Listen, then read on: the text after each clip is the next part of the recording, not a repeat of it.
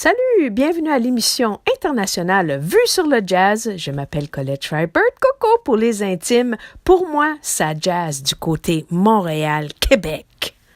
Hey, bonjour, Christine Marion, de la belle ville d'Annecy en France. Vous savez quoi? Je suis la jumelle de Coco. Et pour moi aussi, ça swing grave.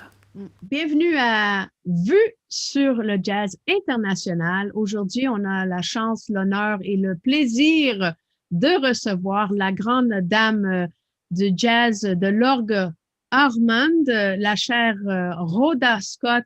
Bonsoir, chère madame. Comment ça va? Bonsoir. Ça va très bien, bonsoir. Bon, vas-y, Coco, je te laisse la main, vas-y. Ah, OK. Alors, on sait, chère Madame Scott, que vous habitez maintenant en France. Moi, je suis à Montréal et je sais que vous êtes une Américaine et que vous êtes débarquée en France, c'était dans les années 60. Et j'aimerais savoir pourquoi vous avez déménagé en France. Alors, je venais de finir mes études en musique au Manhattan School of Music à New York. Et je me suis dit, il faudrait que je continue à faire quelque chose. Alors, il y avait une grande professeure de musique, de composition en France qui s'appelle Nadia Boulanger. Et elle était très connue aux États-Unis. Alors, je me suis arrangée pour pouvoir venir étudier avec elle en France. C'était en 1967. Oui. Et j'ai été acceptée pour venir étudier avec elle. Mm-hmm. Et puis, là, je n'avais jamais été en Europe et j'ai découvert la France et j'étais vraiment fascinée. Et c'est pour ça que je me suis dit, il faut que je reste plus longtemps pour pouvoir découvrir ce qui s'est passé. Et pour rester, il fallait que je travaille. Alors, je cherchais un engagement dans un club ou quelque chose pour jouer. Et en 1968, j'ai commencé à jouer à Paris. Tu jouais toute seule ou tu jouais déjà en duo? Je jouais en duo, j'avais un batteur, j'avais Daniel Humer en batteur. Oui. Ah oui, le premier, oui. Ça, c'est le premier pour votre premier album que j'ai ici, d'ailleurs. Voilà. Ah, je l'ai aussi à la maison. J'ai aussi... Ça, c'est une de vos compositions, Take a Ladder. Oui. Mm-hmm. Tu as joué longtemps avec Daniel Humer après? C'était ton batteur? Oui, on a fait une tournée dans les maisons de la culture et tout ça. Ah, OK. Ça a duré assez longtemps. Mm-hmm. Et notre association, ça dure encore parce qu'on vient de faire un concert ensemble il y a 1 an ou 2. Et puis, avec sa femme, on est très copines. Cool. Et tu as joué avec d'autres, là je sais que tu joues avec Thomas Derueno, hein, mais tu as joué avec d'autres batteurs français. Ah oui, Philippe Levent aussi. Philippe Levent, Kenny Clark, Steve Phillips, Victor Jones. Ces deux-là, on a fait venir des États-Unis pour venir jouer. Mais aussi beaucoup Franco Manzaki, Tony Leandri, Teddy Martin, beaucoup, Armando Caballero. À chaque fois, c'est un jeu différent. Mais je disais, je change souvent de batteur, mais jamais de mari. Oui. Et pourquoi changer souvent de batteur si vous vous plaisez avec un et que quand vous faites un partenariat, quand vous faites des concerts, c'est très à guichet fermé et puis vous avez beaucoup de succès. Pourquoi changer de batteur tout le temps?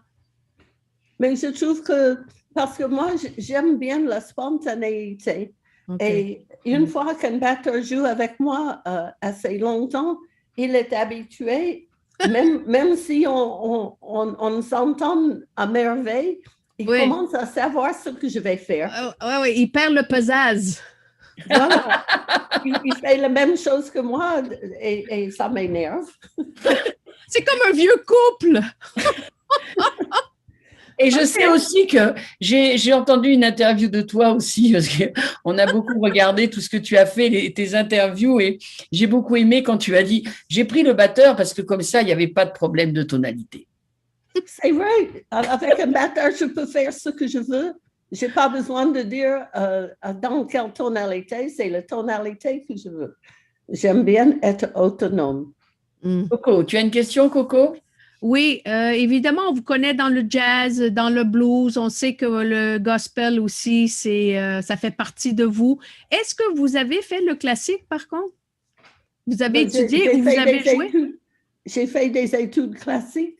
OK, oui. Mais ça s'est jamais fait.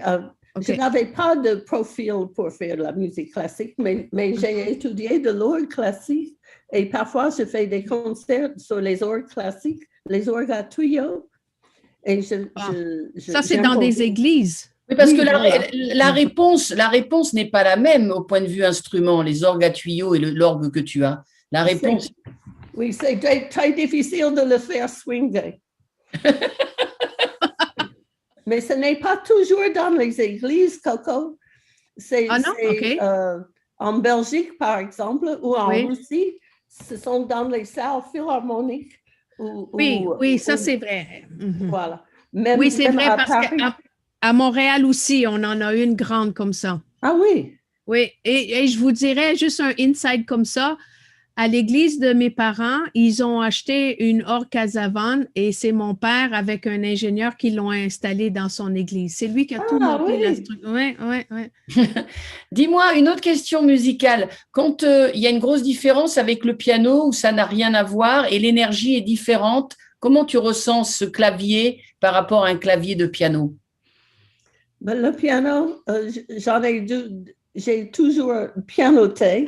Mais je n'ai jamais joué du piano professionnellement et je me défie, pas défi. Oui, c'est ça. Oui, c'est ça. C'est pas un défi, je trouve pas le mot, mais je ne veux pas jouer du piano. Tu t'interdis de jouer du piano. Oui, je m'interdis exactement de jouer du piano. Je m'interdis de jouer du piano professionnellement parce que je ne sais pas ce qu'il faut faire avec le piano. Ah, OK.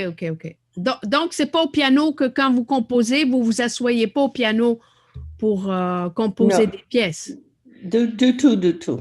Quand tu as commencé l'orgue, bien évidemment, première orgue, de suite, les pieds ont marché de suite avec les mains ou c'est venu après? Ça marche tout d'un coup, ensemble?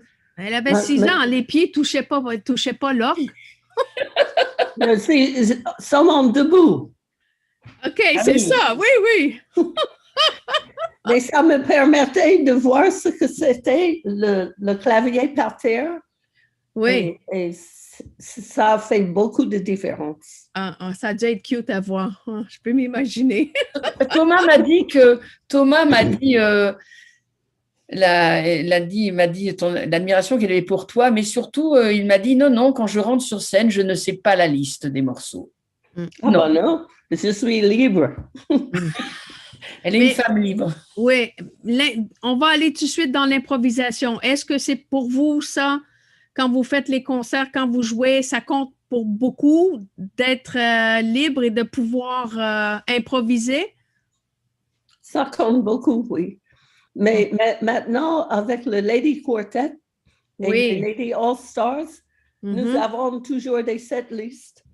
Nous savons toujours ce qu'on va jouer. On fait toujours les mêmes arrangements.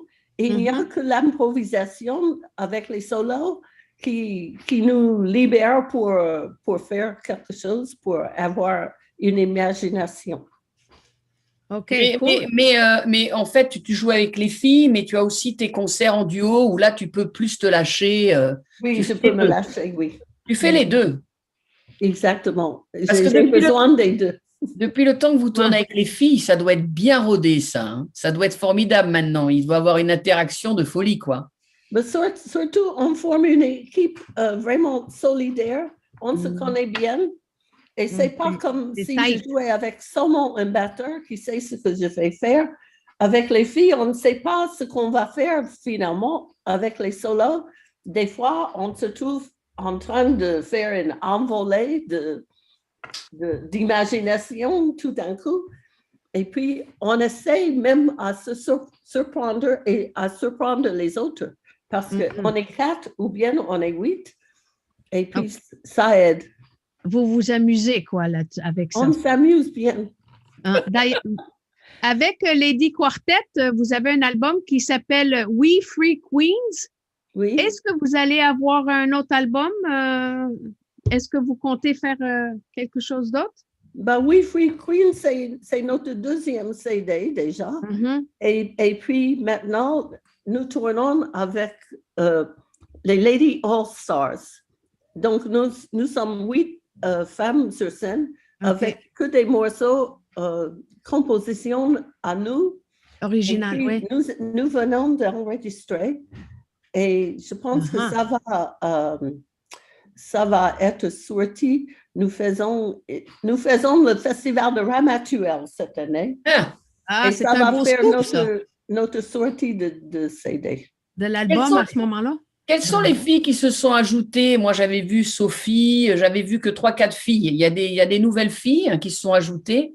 Alors, en dehors de Sophie Allure, Lisa Cadbero et Julie Souris, qui sont les membres de Lady Quartet. Oui. Nous avons Géraldine Laurent, qui a souvent remplacé Lisa Cadbero des fois. Nous avons Géraldine Laurent, R.L. Besson. Il ne faut pas que j'oublie. Ça fait combien? Alors, il y a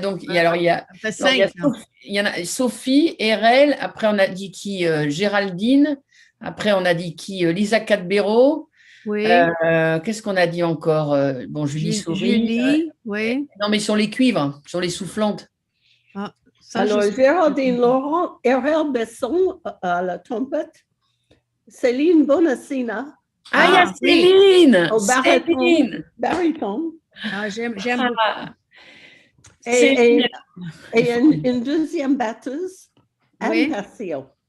Il y a Anne. On joue à 2 batteuses. Avec 2 batteries? Nice! Oui. Ça, c'est Dis donc, mais tu te prends toutes les femmes formidables et toutes les femmes redoutables. Elles sont super, ces filles. C'est la crème du jazz féminin. Dis-moi une question, parce qu'il y a toute une belle ambiance, mais ces filles, en fait, grâce à toi, elles sont très, très soudées, mais elles se connaissaient beaucoup avant, elles se fréquentaient, même musicalement, elles jouaient ensemble ou pas? Non, c'est toi? Je m'aperçois qu'elles se connaissaient toutes. Moi, je ne connaissais aucune au début. Quand on a formé le Lady Quartet, grâce à Jean-Pierre Vignola pour le Festival Jazz à Vienne. Mais il y avait un groupe dans le temps, je dis ça, mais c'est pas si longtemps que ça, qui s'appelait les Rum Banana. Rum Banana. Okay. Les Rum Banana. Oui, les Rum Banana. Et c'était que des filles. Et elles jouaient à Canal+. Voilà. Okay, elles faisaient une émission de télévision et toutes ces filles sont passées par là à peu près. C'était un super groupe de nénettes pour Canal+, les Rum Banana. Et elles avaient c'était génial. Toutes ces filles viennent de là, à peu près. Peut-être pas Lisa Cadbero, c'est la plus jeune de la bande. Oui. Mais elles se connaissaient. Coco, tu as une question? J'aimerais savoir, justement, vous allez faire un nouvel album, ce sera toujours sur le label de Sunset? Ce sera toujours, c'est le Sunset qui le produit. OK. Et c'est quoi votre connexion, vous, avec le Sunset? Alors, ça fait des années qu'on joue au Sunset. Et puis, on s'est liés d'amitié avec lui. Et puis, quand on voulait on voulait faire le premier CD, on l'a fait en dehors de lui, mais on le vendait chaque fois qu'on passait au Sunset. et lui, il est devenu un peu notre parent. Parce qu'on ne s'appelait pas le Lady Quartet avant, parce qu'on n'avait pas de nom vraiment. Et Stéphane Portet, le patron, il nous présentait comme Rhoda et ses ladies. Et après, on est C'est devenu le sympathique. Lady Quartet. Ah, c'est sympathique. Alors, on s'est lié avec lui. On faisait le nouvel an chez lui au Sunset. Et puis, quand on voulait faire un deuxième CD, on se trouvait prêt. Lui, il a proposé de produire. Et puis, ça nous a arrangé parce qu'on ne voulait pas faire d'autoproduction. OK. Donc, il a pris en main. C'est super, c'est super. Dis-moi une petite question sauvage comme ça. J'ai su que tu faisais il y a très longtemps, mais je ne sais pas, depuis quand tu n'as plus fait de battle à l'orgamon? Depuis que je suis arrivée en France. Mais il n'y a pas de battles alors, en France? Il n'y a pas d'organisme assez à la d'organismes, hauteur. peut-être. Moi, c'est Parce ça, que- il n'y a pas Il y quelqu'un a- de si, la hauteur. dis-moi, Rhoda, il y a des organistes en France, femmes? Je ne connais qu'une. Ah, une. À vrai dire, mais j'ai rencontré des formations, des groupes qui avaient une femme au clavier, Ouais. Ouais. mais pas à l'orgue. Quand tu fais des interventions dans les conservatoires, en masterclass, tout ça, on te pose quoi comme question, comme tu as un jeu très libre, qu'est-ce qu'ils veulent que tu leur communiques en fait? Qu'est-ce que tu leur communiques? Parce que tu n'es pas en formation conservatoire, tu vois, toi. Tu arrives une femme libre et tu leur dis quoi? Ben, souvent, ils veulent savoir pour l'improvisation, comment improviser. Oui. Et aussi, on parle beaucoup des blues parce que ce sont des blues qui réunissent les musiciens de jazz. On peut tous jouer un blues ensemble, même en ne pas se connaissant. Peu de choses, oui. Ouais. Et même sans vous connaître, c'est sûr. C'est sûr. Tu as une autre question, Coco? Oui. À part l'orgue, est-ce qu'il y aurait un autre instrument de musique que vous auriez aimé maîtriser? Je voulais jouer du violon. Le violon, OK. Je n'ai jamais touché. Hein. Mais c'est un instrument qui m'attirait. OK. Mais jouer le violon jazz ou jouer dans un grand orchestre symphonique ou… Je n'en sais rien. Ah, OK. Une seconde, Regina Carter. Oui. Elle est superbe, Regina Carter. Ouais, c'est vrai, c'est bien. Dis-moi, qu'est-ce que tu penses sincèrement excepté les chanteuses, les instrumentistes? On est peu de femmes quand même, il y a peu de femmes instrumentistes. Est-ce que tu trouves que dans toutes tes années de carrière, ça a évolué quand même? Trompette, trombone, saxophone, tu vois un petit peu le paysage des femmes maintenant? Mais je trouve que ça a évolué, mais j'étais vraiment choquée. On a joué à Dizzy's à New York. Oui, au Dizzy's, oui. Il y a 2 ans, en janvier, et dans le public, il y avait une femme qui est venue après. Elle a dit, j'en viens pas.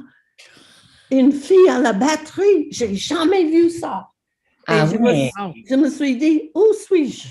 Mais c'est ça. Et on est au Lincoln Center. Les femmes n'avaient jamais vu une batteuse. Il y en a. Mais non, comme quoi, c'est pas vraiment dans les mœurs encore. Oui, voilà, c'est pas si généralisé que ça. Oui, c'est ça. Il y en a beaucoup, mais on les met jamais up front. On leur donne pas la chance de briller. De briller. Coco, tu as une autre question? Oui, j'aimerais savoir, juste tout simplement comme ça, est-ce que vous avez, dans vos temps libres, vous avez un hobby, quelque chose qui vous fait plaisir que vous faites? Je n'ai pas de hobby très intéressant. Je fais beaucoup de lecture. C'est un beau hobby, ça. Et vous lisez quoi? N'importe quoi. Vous lisez des romans? Je savais lire avant de commencer l'école. Et je ramassais au début, je lisais les livres de mon père qui était pasteur. Et c'était les livres religieux. Et des fois, je prenais des livres de ma mère qui aimait bien les livres sentimentaux. Et des fois, mon grand frère, il me dit, Rhoda, je ne sais pas si c'est un livre que toi, tu devrais lire. Et sinon, je lisais les dos des boîtes de céréales. Ah, Non, mais Et- c'était quelqu'un, hein, ça devait être quelqu'un, Rhoda, hein, c'était quelqu'un. Hein. Et maintenant, j'essaie de me pousser vers des livres édifiants, mais OK. souvent, je lis que pour Le plaisir. le loisir. Dis-moi, Ok. quand tu travailles, je sais que tu travailles avec ton petit-fils qui fait du trombone, tu lui as appris le blues d'abord? J'ai essayé. Ben, parce que j'ai dit, bon, tu vas jouer un blues avec moi. Hmm. Et je l'ai fait écouter un blues de Red Prysock, un saxophoniste. Je ne sais pas si vous avez entendu parler de lui. Non, dis-nous, non. Red Prysock était un saxophoniste formidable. Et il a joué vous allez le trouver sur YouTube, je pense qu'on le trouve. Ça s'appelle hand clapping. Et ça fait. C'est une note souvent pendant tout le morceau. C'est avec juste le rythme des mains qui tapent. Après, Par contre, ça se développe. par contre, les mises en place pour le trombone, ça ne doit pas être tenir la note. Alors, j'ai dit, tu vois, tu peux jouer seulement une note et tu peux faire ce que tu veux. Alors, c'était un peu trop free pour lui. Mais on a fait, j'ai un enregistrement. Il doit se dire, ma grand-mère, franchement, quand tu le fais travailler, tu te mets à l'orgue, tu le fais travailler comment? Non, comment tu le fais travailler? Je le fais travailler ses notes. Voilà, ses notes. Et on regarde sa partition pour voir qu'est-ce qu'il doit faire. Et je suis très, très rigide pour les mauvaises notes. OK. Ah oui, tu n'es pas un professeur facile. Alors, j'ai dit, oui, mais c'était bien, mais ça, c'était un la bécard, c'était pas un la bémol. Il dit, mais c'est ça que je jouais. J'ai dit, non. Bon, Coco, une autre question? Allez, on va. Je me demandais, entre votre premier album, Take a Ladder, et puis votre plus récent album, qui est Moving Blues, Oui. dites-moi, qu'est-ce qui a changé entre les deux, l'évolution, le côté musical, l'expérience ou le sentiment de la musique? Toutes ces années de musique. C'est ça, c'est un grand écart. Je ne sais pas s'il y a un écart. OK. Je ne le sens pas. Really? OK. J'ai fait au moins 33 tours. Oui. Et puis, mon mari n'a jamais voulu que je joue avec d'autres. J'avais l'occasion, j'aurais pu jouer un morceau avec Léo Ferré. Ah oui. Son directeur artistique avait demandé à mon mari, et il a dit non, il voulait toujours que je sois établie comme organiste. Il ne voulait pas que je chante. Il serait content maintenant parce que je chante plus. C'est pas grave. Mais tu as chanté beaucoup? J'ai chanté par un moment. Je chantais des Negro Spirituals. Okay. Et je faisais des ateliers de gospel où je chantais et je faisais des arrangements pour que les chœurs chantent avec moi, style gospel. Ça fait longtemps de ça? Ben, ça fait peut-être 8 ans que je ne chante plus. Mais avec tous les 33 tours et puis après, même des CD que j'ai fait, seulement avec batteur. Alors, j'ai commencé à faire des collaborations avec, par exemple, Christophe Bonio, qui est un saxophoniste qui est assez avant-garde, je dirais. Il est très, très bien comme saxophoniste. Et j'ai fait beaucoup de différentes participations, comme avec Emmanuel Job, le chanteur. Emmanuel Job, oui. Oui. Et ce Moving Blues, c'était, je voulais revenir à ce que je faisais tout le temps avant pour trouver le même sentiment que j'avais après les Lady Quartet, évidemment, Ouais. et toutes les autres collaborations que j'avais faites. Je voulais revenir à ça OK. pour me prouver que je pouvais. Et alors, Et vous êtes satisfaite? je ne suis jamais satisfaite Ah. de moi. Je n'aime pas m'écouter. Ah, vous êtes difficile avec vous-même. Ah oui, non. Plus difficile avec moi-même qu'avec mon petit-fils. Ah, OK. Dis-moi, tu as vécu dernièrement, là, en plein Covid, tu as vécu quand même une croisière extraordinaire en plein Covid. Tu as fait du jazz en plein Covid. En plein Covid, et on a échappé belle.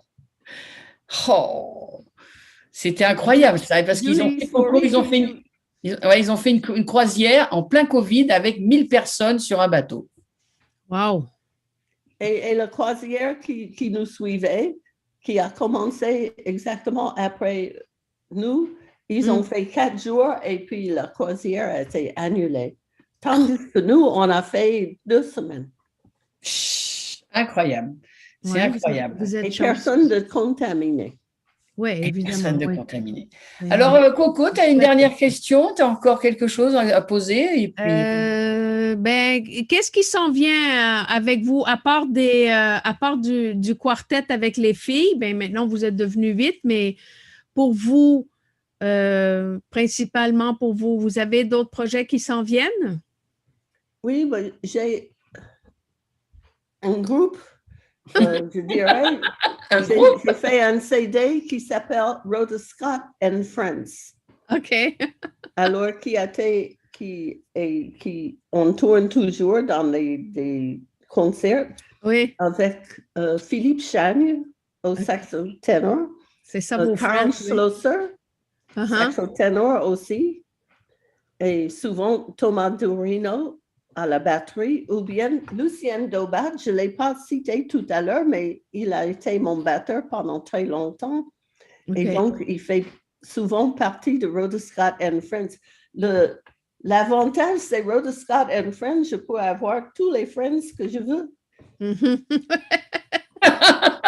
Mais dis-moi, tu es passé des garçons aux filles, là. Là, tu fais tout filles ou tout garçon. Hein. Mais avec Rhoda Scott and Friends, j'ai le plaisir d'avoir une vocaliste qui s'appelle Leslie Lewis. Uh-huh. C'est formidable. Et tout le monde veut être l'ami de Rhoda Scott. Mais Leslie, c'est une belle personne. Hein. C'est une très belle personne. Et elle chante vraiment très, très bien. Elle est très pure. Hein. C'est une grande dame. Ouais. Mais tu la connaissais d'avant, Leslie? Écoute, je ne la connaissais pas avant. Et la première fois que je l'ai rencontrée, j'ai dit, t'es d'où aux États-Unis? Elle dit, je suis de East Orange, New Jersey. J'ai dit, moi aussi. New Jersey, oui, elle est là. Mais on ne s'est jamais rencontrés. C'est une dame très, très, pas réservée, mais très posée, très, hein, c'est une belle personne. Hein. Et même avec la chanteuse, tu répètes pas? On n'a pas trop répété. Oui, la balance, normalement, ça suffit pour... OK, ouais. Pour se mettre en accord pour les choses. Alors, dites-moi, j'ai une question. Est-ce qu'il y a, parce que vous avez joué avec beaucoup de gens et des grands noms dans le jazz, est-ce qu'il y a quelqu'un, un ou une artiste que vous auriez aimé jouer avec ou qui, dead or alive, que vous auriez aimé jouer avec? J'ai tellement l'habitude de prendre les choses comme elles viennent. J'ai jamais aspiré à jouer avec quelqu'un que je connaissais pas. Tout est toujours venu sur moi. Mm-hmm. C'est par le téléphone, proposition de faire quelque chose. Mais les gens viennent à vous, oui. Oui, mais j'ai un idole dans le gospel. C'est un compositeur fabuleux et vraiment, si j'avais pu choisir de jouer avec lui. Il s'appelle Richard Smallwood. OK. Et j'adore ce qu'il fait. Et vraiment, si j'avais pu, j'aurais voulu faire Jouer quelque chose avec lui. chose avec lui. Ah, voilà. En fait, tu penses que c'est joli ce que tu dis. Tu penses que c'est vrai, dans la vie, tout est écrit, c'est tracé et on suit le chemin, quoi. On suit le chemin. Je prends ce qui vient, Super. Mhm. mais surtout, j'ai donné priorité à ma famille chaque fois. Je Ouais. n'ai jamais été débordée comment dire, d'ambition. Très OK. bien. Parce que dis-moi, tu te déplaces avec ta fille et même des fois avec la famille. Moi, je sais que j'ai un petit chien, tu t'es déplacé longtemps avec le petit chien. Non, mais je veux dire, tu prends en compte, ton mari à l'époque venait avec toi ou il restait dans le club? Comment ça marchait? Vous partiez tous ensemble? Mon mari est toujours venu avec moi. On ne se quittait pas. On était ensemble pendant 24 heures par jour. Ah, Et sweet. on avait des enfants jusqu'au CP. Mhm. On les emmenait partout avec nous. On avait les 2 couffins et les pots de chambre pour l'enfant. Mhm. Tout ça, on emmenait avec nous, avec Lourdes, le camion et tout ça. Parfois, j'emmenais les enfants dans le train et on se retrouvait avec mon mari à l'hôtel ou quelque chose. Et en plus, on avait 2 chiennes, 2 collets. Ah, qui OK. sont Ah oui, dis donc, les collets, c'est gros, hein? On les emmenait aussi. Ah, c'est gros les collets. Attends, c'est pas évident, hein? 2. Ouf. Oh là là là là là là.